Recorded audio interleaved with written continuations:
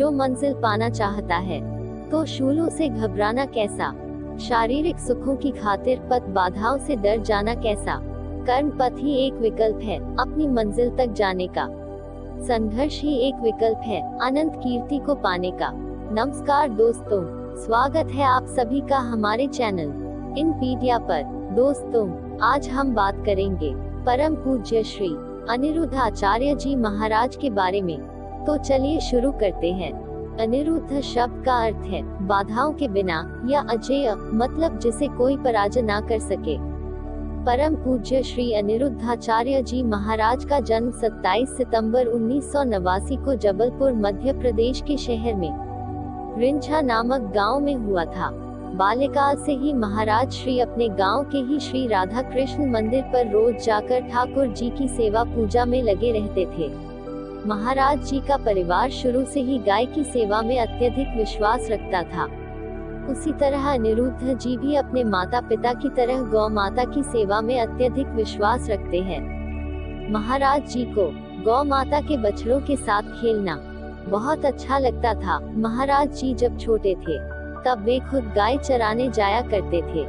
साथ ही वे अपने साथ हनुमान चालीसा और गीता ले जाया करते थे और रोज उसका पाठ अपने स्वर में किया करते थे और अपने सहपाठियों से भी पढ़ने के लिए कहा करते थे। इस प्रकार बचपन से ही सेवा और धार्मिक व्रतों में रुचि होने के कारण महाराज श्री को श्री धाम वृंदावन में भगवान कृष्ण की कृपा से वेद पुराण और शास्त्रों का अध्ययन करने का सौभाग्य प्राप्त हुआ। अपनी अल्पायु में ही महाराज श्री ने बहुत कम समय में शास्त्रों को कंठस्थ कर लिया था। श्री धाम वृंदावन में ही रामानुजाचार्य संप्रदाय से परम तपस्वी और तेजस्वी गृहस्थी संत श्री गिरिराज शास्त्री जी महाराज अनिरुद्ध जी के गुरु बने।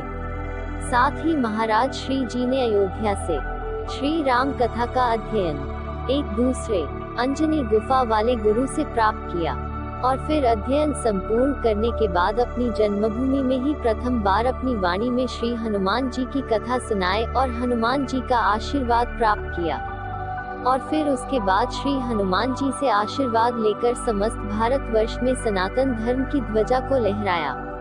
पूरे भारत में सनातन धर्म का प्रचार प्रसार करते हुए अनिरुद्ध जी ने लोगों के जीवन की दिशा और दशा को बदल दिया और अब महाराज जी निरंतर और अधिक सेवा भाव से आगे बढ़ रहे हैं, क्योंकि उनके नाम का अर्थ ही है कभी ना रुकने वाला। दोस्तों, मैंने आपको मीराबाई के वीडियो में बताया था कि वो साकार की पूजा करती थी। उसी प्रकार महाराज जी भी मानते हैं कि पहले हमें साकार को मानना चाहिए और बाद में हम निराकार को मान सकते हैं। भक्ति पथ के साथ साथ महाराज श्री जी अनेक प्रकार की सेवा भी करते हैं, जैसे गरीब, असहाय और जरूरतमंदों को सहारा प्रदान करते हैं और उनकी बहन बेटियों की शादी कराकर सच्ची सेवा करते हैं।